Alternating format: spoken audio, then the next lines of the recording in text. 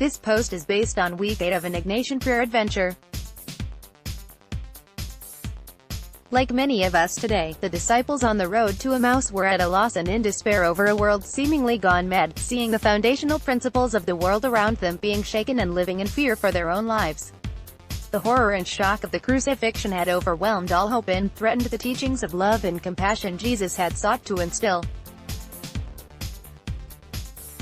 Do the horrors of today's world events overwhelm your sense of hope? Do the teachings of love and compassion seem pointless in the face of terrorist atrocities, global warming, racial hatred, refugee crises, and so many other evils? Wherever you are at this moment, you are on that road to Emmaus. Something happens on this road. Christ joins the disciples, walks beside them, breaks bread with them, and opens their hearts with his word in a way that is so overwhelming, the world is no longer mad to them. Note, the world situation has not changed at all, but the hearts of the disciples have. For any Christian, for anyone who professes belief in the resurrection and the teachings of Jesus, our hearts must be overwhelmed by this same interaction with God on our own roads to Emmaus.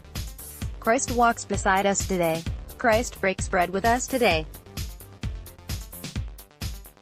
Christ opens our hearts with his word today in exactly the same way he did on that road to Emmaus 2,000 years ago. His teachings are the same. Love God with all your heart, all your soul, and all your mind. Love your neighbor, and pray for your enemies.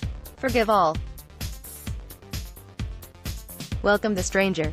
Care for the sick. Visit the imprisoned. Provide for the least among us. The kingdom of heaven is at hand. Nothing has changed, except now we are the ones walking the road. This encounter on the road so turned the hearts of the disciples that they literally turned around and ran back into the fray, back into Jerusalem, back into the world. So must we allow our encounter with Christ and others, in prayer, in the Eucharist, and in the Word to turn our hearts around today. We must allow ourselves to be so overwhelmed by the revelation of a God of love, that no fear, no evil, no suffering, and no hatred can leave us in despair. The choice is ours. You can continue on your road to Emmaus and stay there. Continue to live in despair, confusion, instability, and fear.